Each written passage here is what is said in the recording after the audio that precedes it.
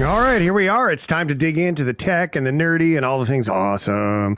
Chris Abel is here. Real Chris Abel on Twitter, Instagram, all the things. I got to stop saying Twitter. KRISABEL is on the internet. He's on the dial-up if you want to get him. Yeah, Chris, how are you? I'm doing very well. Yeah, I keep calling it Twitter as well, but then I also call the Sky Dome the Sky Dome. You know, I mean, I feel like Twitter's okay. I feel like that's okay. Like, is it a tweet? Because I mean, what is it? What is the verb? right. It's supposed to be I'm post. Xing. But no one uses it, so you know it is what Yeah, see? common knowledge. Everybody know it's known as tweet. I think that's the right way to do this. Anyway, that's not why Chris is here. He may be good at the social media, but that's not his expertise. We're digging into the tech. We're all things Google here, bud. What's going on with Google? Right. This week was Google's major annual I/O conference, in which they make major announcements of their latest products and technology. And so the big one, of course, is search. Google is adding a mode called AI mode to their search platform. It's only rolling out in the United States right now, so it'll be coming to Canada later. But what they're doing is they're adding a chatbot to Google Search. And you can use that chatbot to have conversational questions in which you want to add a lot of conditions to a search that you're doing, specifically to help find you things. So one example is you can ask Google, hey, I'm planning to do a trip to Montreal with a bunch of friends on the weekend. What would be some great sports bars that I could check out? And Google AI mode will do that search. Not only will it give you a list of sports bars, but ones that have really good reviews. It'll bring together and do comparisons between different types of options in different parts of the city for you. I think that's pretty cool. They also offer deep search. So if that conversational mode with AI mode is not enough for you, you can click on deep search, and when it does that search for your little research project, it will perform hundreds of searches and give you a very detailed report with lots of comparisons of different options, of different things that you're looking for, which is pretty neat. But I think the scariest mode that they're offering, and this again is only in the US for now, but it's coming to Canada, is going to be personalized shopping. And what I mean by scaring is that initially it seems really good. It can do personalized browsing for you, finding the right shops, the right items for the kind of things that you are looking for. It knows your taste, it knows your style. It's specifically trying to find the type of product that you're searching for a specific task, or even finding things that are of a certain size, a certain color.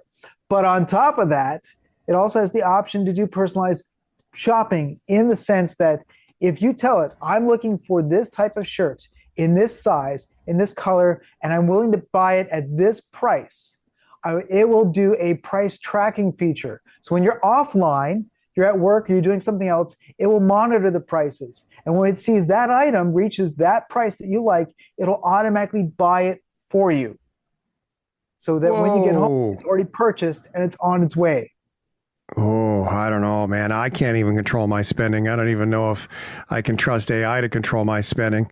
That's wild, unless they can connect my budget to it. And so AI goes, nay, nay, my friend, you cannot afford this thing.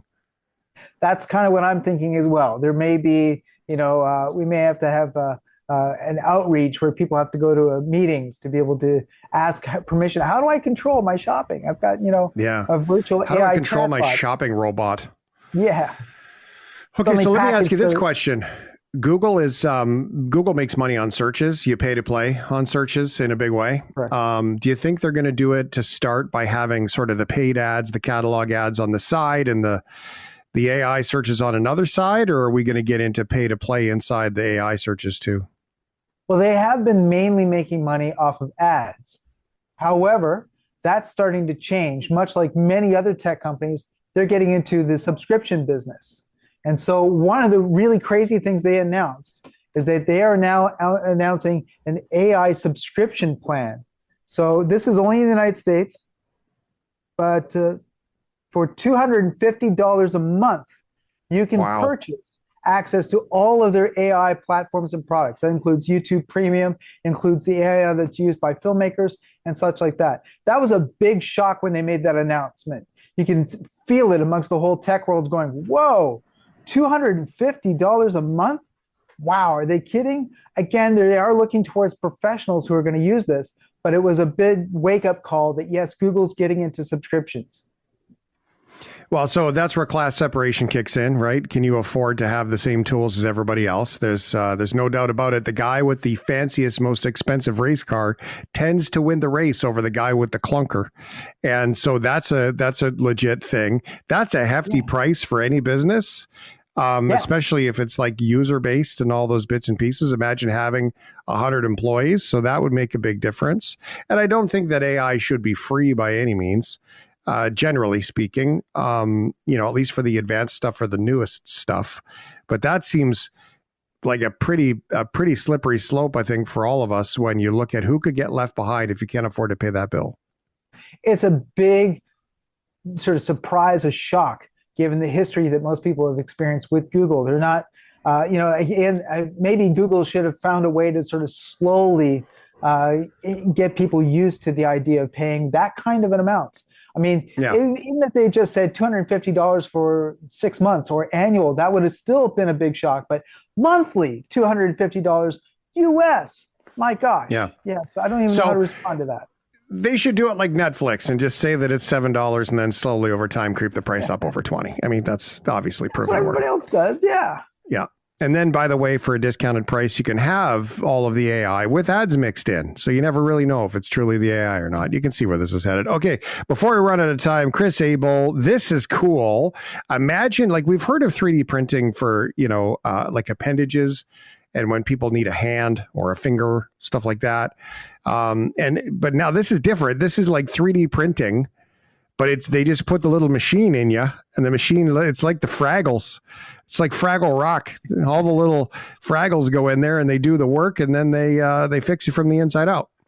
Yes. So this is coming from the California Institute of Technology, and they have created a way to perform 3D printing inside the human body. And by that, we mean no incision, no surgery. So normally you'd have to have surgery to have an implant put inside you, whether it be a lattice or a structure to be able to assist with a wound that's healing, or to be able to slowly release chemotherapy drugs. That would be something that would have to be done. You'd have to have surgery to put it in. And if it was something that you need to have removed, you have to have surgery to remove it. Instead, the California Institute of Technology have developed a fluid that they can inject into your body. Either they do it through IV or with a catheter. Once the fluid is in your body, they can use ultrasound, where the fluid will respond by thickening. It becomes not a solid, but a very strong gelatin. And by using the ultrasound, they can gather it all together. And once it's become a large mass, they can use the ultrasound to then shape it. So they can shape it into a lattice. They can shape it into the implant that they would normally be putting in through surgery, and then position that so that it performs the needed task of helping you to heal with a wound, helping to create a barrier for a hernia, helping to create a chemotherapy drug release lattice structure. And then on top of that, as when it's done, and instead of having surgery to remove it, all they have to do is inject a chemical into your body that will dissolve the implant, and then you just pee it out of your system like that. That's wild. When you said hernia, that was kind of what I was thinking, right? Like it kind of goes in and it builds the wall for you, and then off it goes. But wow, that's neat technology. I hope that turns into something. I'm still going to imagine them looking like Fraggles with the cool hair. I think that'd be a fun way to do it. They've been experimenting with it, seeing what kinds of detailed shapes they could come up with. They've done stars, they've done pinwheels, teardrops. I love that they even created the logo for Caltech University and put that as a structure that can exist inside the body. I mean, they've really been going to town in terms of playing with what's possible, and it looks really spectacular. Real Chris Abel on the socials. Find him. He shares this stuff out there too, YouTube as well. So jump in on it. Thank you very much, Chris. All right, take care.